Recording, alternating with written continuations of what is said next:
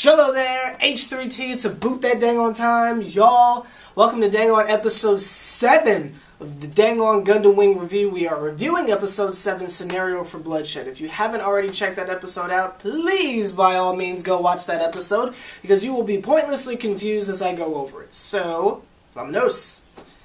I don't know if I used that right. In fact, I'm not even sure if that's a real word, but you know what, I said it, so yeah. So, while they're watching episode 7, this week, though, there's rumors and speculations that there could be a dang-on Toy Story 4. What the freak could they possibly be talking about in that movie? I don't know.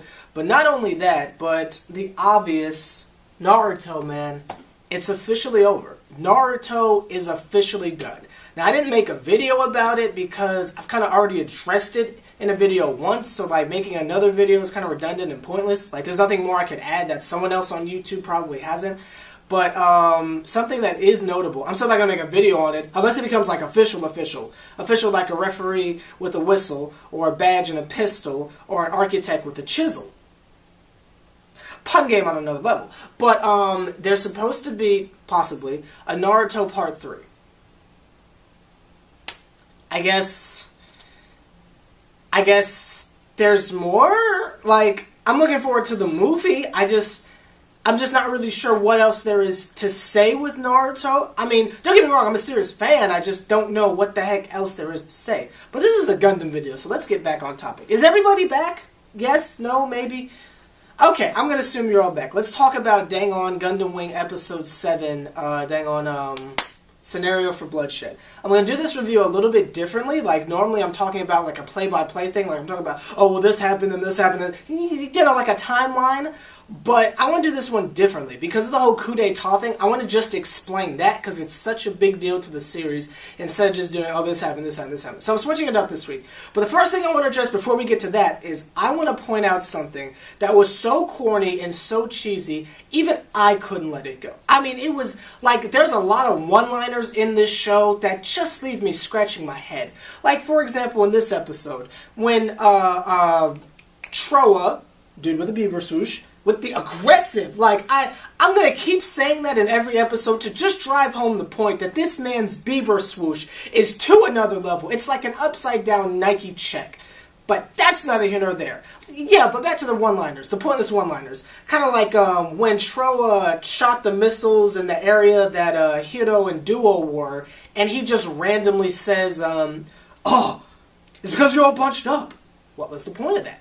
Was that supposed to be funny? Was he frustrated that he killed the enemy too quickly? Was that just the English dub? Like, is that not in the original source material? I didn't freaking get the point of that. But this one-liner was so cheesy, I actually had to bring it up.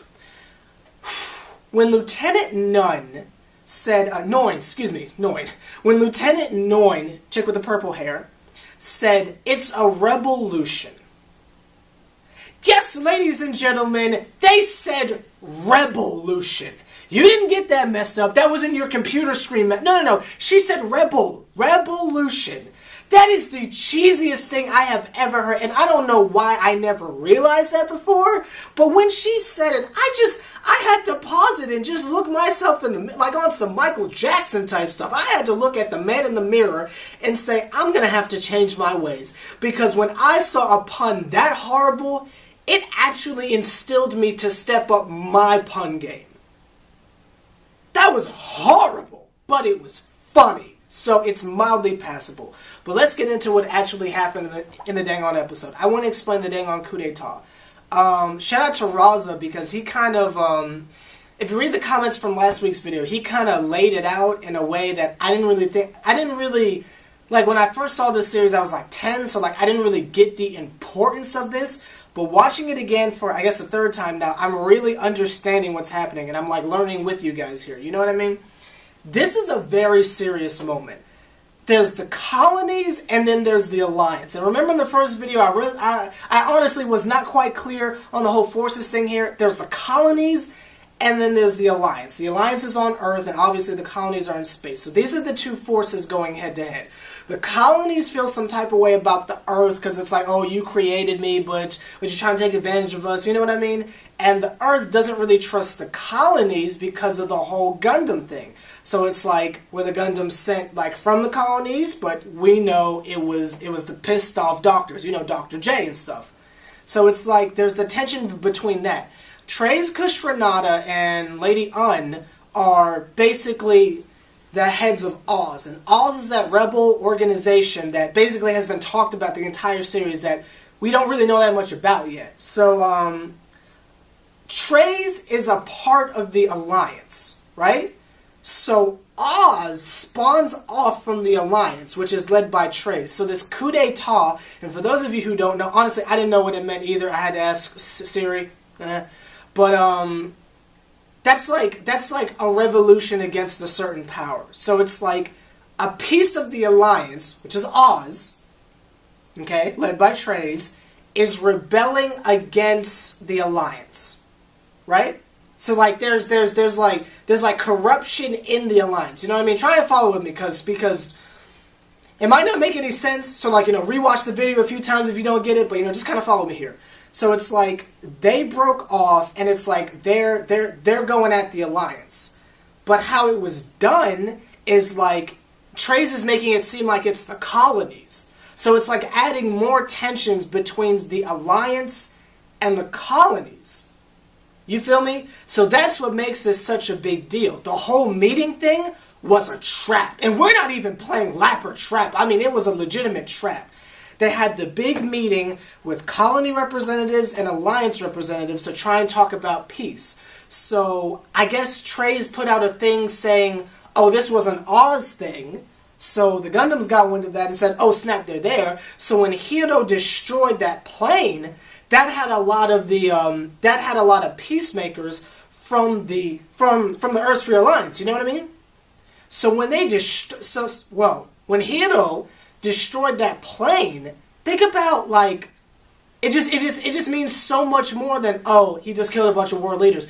No, like this was like, these are people looking for peace. You know what I mean? They thought it was Oz, but it was the Alliance. And the Gundams basically represent the colonies. So what does the Alliance think? Oh, the colonies are trying to attack us now. And that starts the war.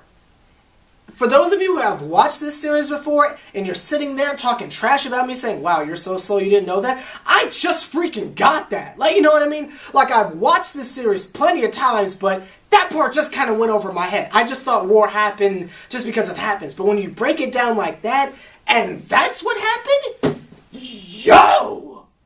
That's pretty darn deep for an anime! I mean, this is World War III type stuff we're dealing with here. So that's what makes this coup d'etat so freaking crazy. So to break it down one last time, colonies, Alliance. Tension going on, Treize is in the Alliance, breaks off to make Oz, but they're blaming it on the colonies. So it makes the tension between the colonies and the Alliance greater. Now, Raza, if I got that wrong, I know you'll help me out in the comments, but I believe I explained that correctly. That was easy. Sweet. So, with that being said, that is going to be my review for this week, because that's basically the main thing that happened. Oh, one more thing I want to leave on a mildly positive note, because that was like really serious and like, you know, kind of Debbie Downer. So I want to leave on one positive note. That's kind of humorous. If you guys are watching the English dub, the dub for General Septum is so horrible, but it's funny horrible. It's not quite the Revolution pun horrible funny. It's just bad, and it just makes me laugh. It's a shame he died, so like we won't get to hear it anymore, but it's just so freaking funny. He's just like, but what about the election? I mean, like... And then when he has the back and forth with Treize's English voice actor is so calm with it. He's like, oh, well, you have to go over to this plane at gate 415. That's where my personal shuttle is. But what about the... It's just so horrible. Like, where did they get this guy? Like, they were in the booth like, oh yeah, he's got it. I don't know about y'all, but this voice actor gets it. Freaking hilarious. But that's my review for this week. I hope I explained that properly. Raza, I know you got me in the comments if I messed it up. So that's basically episode 7 in a nutshell. Hiro messed up. Let's keep it at that way. Like, you done messed up. So, Next episode, we get to see how it is that they are going to react to it and such. That's my review for this week. Like, comment, subscribe. Are you guys enjoying this series so far? If you haven't already watched it, my apologies. Getting text messages. Should have turned off my phone before I started filming. H+III+T. Like, comment, subscribe. Episode 7, Gundam Wing. Yeah.